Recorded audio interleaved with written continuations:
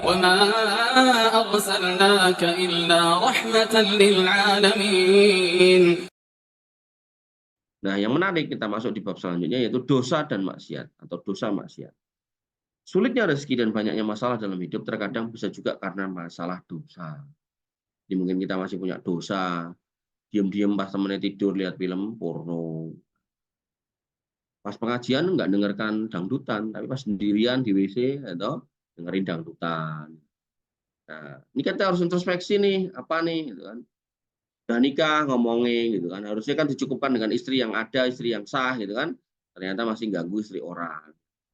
Bahkan Nabi SAW pernah bersabda, iyyakum wal ma'asi, jauhilah maksiat. Kenapa? Wa'lamu annal abda yuharrimu rizqa bidzambi. Allah Subhanahu wa taala, ketahuilah Allah Subhanahu wa taala mengharamkan rizki buat hamba karena dosanya yusibuhu wa qad kana hui alahu. Di mana kemudian dosa itu akan mengakibatkan rizkinya terhalang. Yang menghalangi itu dia dari rezeki itu ya dosanya. Maka hal ini bukanlah sesuatu yang aneh. Perhatikanlah orang-orang yang di luar sana yang gagal mendapatkan keberkahan. Jadi kejar berkah, sepenting untuk akhirnya korupsi miliaran, baru ditinggal kabur sama istrinya. Korupsi miliaran, habis itu anaknya melakukan hal-hal yang luar biasa, bunuh orang. Banyak toh, jabat pajak gitu kan, korupsi pajak, habis itu anaknya bunuh orang. Ada lagi yang anaknya narkoba. Gitu. Kenapa? Ya karena sebab kemaksiatan tadi, nggak berkah. Gitu. Maka Allah nggak main-main dengan maksiat. Itulah kenapa Allah sebutkan dalam Al-Quran, وَبِذُلْمٍ مِّنَ الَّذِينَ هَادُوا حَرَّمْنَا عَلَيْهِمُ الطَّيِّبَاتِ. Karena kalian dolim wahai orang Yahudi, maka kami haramkan buat kalian makanan-makanan yang baik, uhillat lahum, yang dulu kami halalkan, gitu kan. Wa bisaddihim an sabilillahi katsira, karena juga kelakuanmu menghalangi dari jalan Allah. Jadi maksiatmu, kedolimanmu menyebabkan makanan hal yang baik jadi haram loh buat kamu. Kamu jadi nggak dapat tuh kebaikan tuh. Dan juga karena kelakuanmu menghalangi orang ke masjid, menghalangi orang kepada kebaikan loh, kamu terus kemudian mendapat nggak keberkahan. Wah, kita udah di lurah, tapi sengit banget kalau kemudian orang yang ke masjid itu kan, ya wes nggak berkah. Gitu. Dana desa di Ciko, akhirnya buat sang stroke, buat sang mati. Bayangin lurah-lurah demo gitu kan. Terus habis itu jalan tol ditutup gitu. Kalau lurah gambarannya kayak gitu gimana itu? Ya, Jakarta yang baru rame itu. Jalan tol ditutup, bakar-bakar ban. Ini lurah apa-apa gitu kan. Ya. Sehingga telah jelas dan tegas sekali bahwasanya Allah Subhanahu wa taala sebutkan sesuatu yang sebelumnya halal untuk mereka lantas Allah haramkan karena mereka berbuat maksiat. Sebaliknya Allah juga mengisahkan walau anna ahlal qura amanu wattaqau, itu beriman dan bertakwa, la fatahna alaihi barakatim minas sama'i wal ard walakin kadzabu. Kami bukakan tuh rezeki dari langit dan bumi gitu. Walakin kadzabu, tapi kamu kok nggak ngerti sih? Kalau untuk pengen dapat keberkahan tuh berimano gitu loh, sama bertakwa. Iman itu berarti apa? Bertauhid. Kampungmu jangan ada kesyirikan, negerimu jangan ada kemusyrikan. Dukun-dukun jangan dipelihara gitu kan. Wattaqullaha la'alakum tuflihun. Ya, dalam ayat yang lain, bertakwalah kepada Allah gitu kan. Ya, takwa itu asasnya adalah mengikuti sunnah. Wong kampung itu sholat, wong kampung itu ngaji, orang yang kesyirikan, insya Allah kampung itu berkah, barokah, selamat, gemah, ripah, rohimah. Nah, rumusnya kayak gitu. Allah yang memutuskan, Allah yang menetapkan bahwasannya kalau satu negeri itu baik, iman dan takwanya, maka semua aman terkendali. Keluarga juga sama. Ya, seumah kalau kemudian sepakat sholat kewajiban, sepakat kalau istrinya dan anak perempuannya pakai jilbab, maka insya Allah gitu, sesusah-susahnya hidup nggak akan menyusahkan. Tapi kalau kemudian ya toh dia istrinya rakudungan seneng, nek kudungan sumpek gitu kan, istrinya sholat ngamuk gitu, ada orang-orang kayak gitu, istrinya ibadah mati seneni gitu kan, ya maka yang terjadi berapapun rezekinya, sebanyak apapun duitnya, hidupnya sumpek, akhirnya bunuh diri, daerah ya malah mati ketabrak gitu kan, cemplung blumbang macam-macam. Maka yang harus kita pahami bahwasanya apa yang Allah sudah tetapkan kita tinggal ngikuti kok, nggak usah aneh-aneh. Maka logika-logika sederhana semacam ini dapat ditemukan di dalam ayat-ayat yang lain. Kalau maksiat dan tidak taat maka dijauhkan dari Tuhan dan dihindarkan dari rezeki. Sebaliknya kalau kemudian beriman mudahkan rezekinya. Pilihan itu benar-benar ada di tangan manusia. Tangan kita. Pilihan di gitu. Sholat. Mesti mangan. So. Tapi nak mangan dong karuan sholat. Maka pilihlah sholat. Sehingga apa? Allah akan mudahkan rezeki. Tapi kalau kemudian ini sukses dulu baru sholat. Ya, bisa jadi untuk kemudian sholat. Gitu. Banyak kayak gitu. Ya. Nanti duit pegah infak, duit ya tetap pegah. Nah itu bukan perkara yang mudah. Gitu. Membiasakan berbuat baik itu bukan perkara yang mudah. Maka mau pilih yang mana silakan wahai manusia. Masing-masing punya konsekuensi. Dan kita sudah paham Allah punya nasnya, Allah punya ketetapannya, manut kayak duit.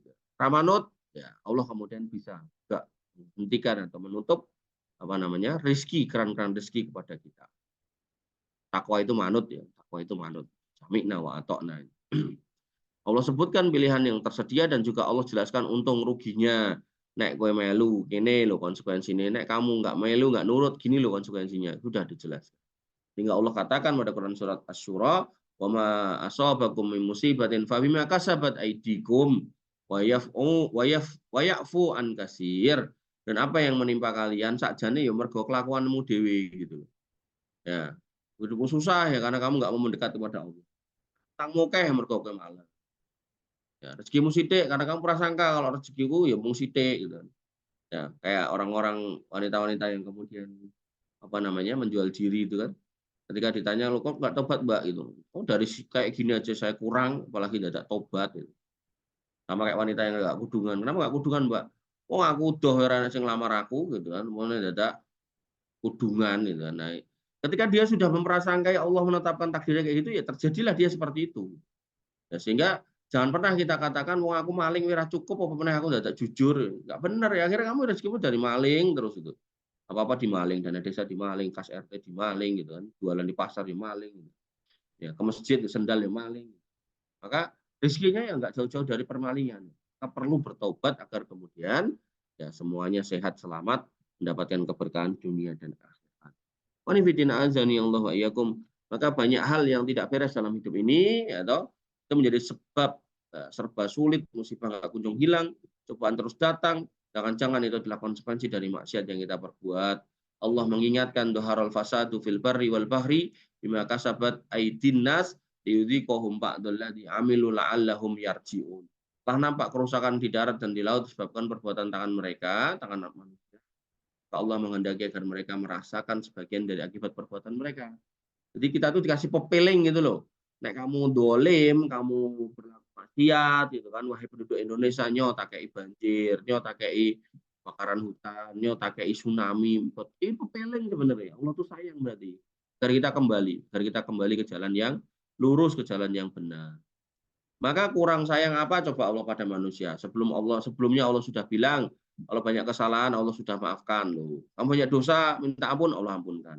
Kemudian Allah sebutkan kalau ada musibah dan ketidaknyamanan yang manusia rasakan di bumi ini, yang mana sebenarnya itu juga akibat ulah mereka, namun Allah tetap masih menginginkan kebaikan, menunjukkan kasih sayangnya, yaitu semoga manusia mau sadar dan kembali ke jalan yang benar.